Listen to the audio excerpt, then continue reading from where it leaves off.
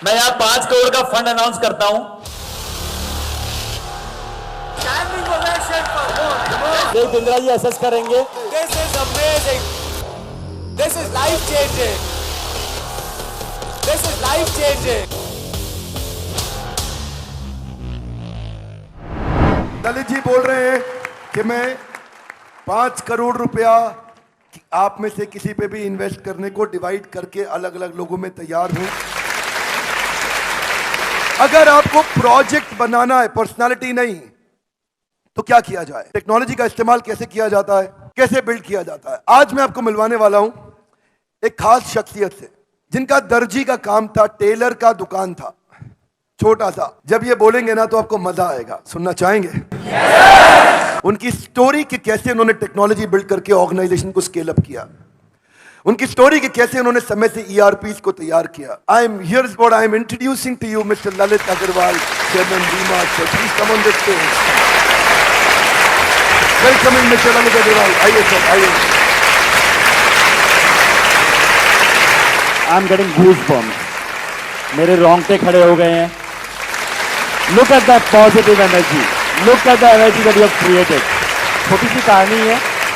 2003 में वी-मार्ट की स्थापना हुई, मैंने अपना स्टोर बनाया। 2008 में हमारे पास आदित्य बिरला आया और वो हमारी कंपनी में इन्वेस्ट किया। उनको लेके आके हम इमीडिएटली ग्रो किए। और जब ग्रो करते हैं तो गलतियां भी करते हैं। जब आपके पास पैसा आ जाता है, सिर चकराने भी लग जाता है, दिमाग के ऊपर कौवा बैठ जाता है। क्या बोलते हैं, दिमाग पे कौवा बैठ जाता है कि सोच हो जाती है कि हम जो कर रहे हैं वो अच्छा ही कर रहे हैं, सब सही कर रहे हैं। तो उस समय बहुत तेजी से हमने पैसे आए थे, बहुत तेजी से दुकानें खोली, लेफ्ट राइट डिसीजन लिया। बॉम्बे में जाके दुकान खोल दी, कोल्हापुर में जाके दुकान खोल दी, कोई इधर ईस्ट में जाके दुकान खोल दी। तो वो अलग अलग साइज की दुकानें खोल दी, अलग अलग तरीके का सामान उसमें रखने लग गए। तो उससे हमें 2009-10 जब लीमैन ब्रदर की क्राइसिस हुई, उस समय जब खराब समय आया, उस समय हमारी प्रॉफिटेबिलिटी टैंक कर गई। हम उतना रिटर्न जो जनरेट कर रहे थे वो जनरेट नहीं कर पाए। हमारे को रियलाइज हुआ सडनली 2010 में कि यार हम तो बहुत सारी गलतियां कर ली हैं। तो उस गलतियों को हमने बैठ के लिखा, हमने अपनी एक बोर्ड मीटिंग बुलाई, उस बोर्ड मीटिंग में हमने उसको चॉप डाउन किया। हमने 1 साल में 10 दुकानें बंद कर दी, 10 दुकानें बंद करी कि भैया कैसे भी हमें राइट डिसीजन पे आना है, राइट मॉडल पे आना है। और 10 दुकानें बंद करके हम लर्न किए कि हम क्या क्या नहीं करेंगे, क्या क्या करेंगे वो हमने सीख लिया। अब क्या क्या नहीं करेंगे उसके भी स्टेप्स बनाए कि हम ये नहीं करेंगे। जितनी हमारी पहुंच है वहीं तक दुकान खोलेंगे, जितनी बड़ी दुकान चला सकते हैं उतनी ही बड़ी खोजेंगे, जितना पैसा लगा सकते हैं उतना ही लेंगे, उससे ज्यादा उधार पे लेंगे ही नहीं। हमने ये थॉट बनाया कि हम छोटे शहरों में जाएंगे, तो कैसे इसको कन्वर्ट किया जाए, कैसे छोटी शहर में दुकान खोला जाए, वहां के लॉ एंड ऑर्डर सिचुएशन को कैसे डील किया जाए, वहां तक माल कैसे पहुंचाया जाए, वहां मैनेजमेंट कैसे हैंडल किया जाए। ये सोच में आया कि मैनेज कैसे करेंगे, कर तो लेंगे इतनी दूर के शहर में, कौन चलाएगा उस दुकान को, कौन बनाएगा वहां पर, कैसे प्रॉपर्टी मिलेगी, कैसे हिसाब रखा जाएगा, कैसे इन्वेंट्री मेंटेन होगी, कैसे पता लगेगा ग्राहक को क्या चाहिए, कैसे पता लगेगा क्या माल वहां पड़ा हुआ है, कितना चोरी हो गया, कितना बिक गया, कितना पड़ा है, कितना बेचना है। ये सारे सवाल आए। उन सारे सवालों का जवाब खोजने की कोशिश की गई कि कैसे उस जवाब का सवाल खोजा जाए।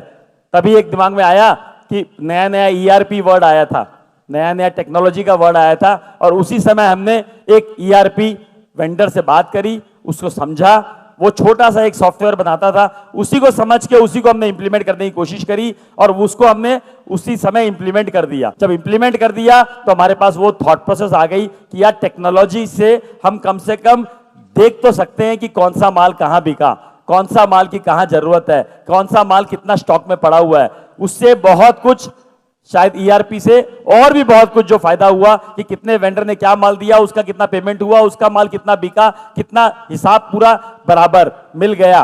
तो सबसे पहली शुरुआत वहां से ERP से हुई और हमने छोटे शहर में पेनिट्रेट किया और छोटे शहर ने हमें इतना रिवॉर्ड किया क्योंकि इतनी बड़ी जनता है जो कि आप हर कोई चाहता है कि अच्छा दिखे, अच्छा पहने, अच्छे से रहें और अच्छे अपने बच्चे को और परिवार को देखें। तो हर कोई चाहता है, लेकिन उसको अपने पॉकेट साइज में अगर मिल जाएगा तो वो लेना चाहेगा। ऐसा कोई रॉकेट साइंस नहीं है कि हमें रॉकेट बनाना है, हमें एक सिंपल काम करना है। अगर हम ध्यान से फोकसफुल करें तो काम हो जाएगा। क्वालिटी जो है पैसे डालने से नहीं बनती है, क्वालिटी खाली केयर, मेहनत और राइट नॉलेज से बन सकती है।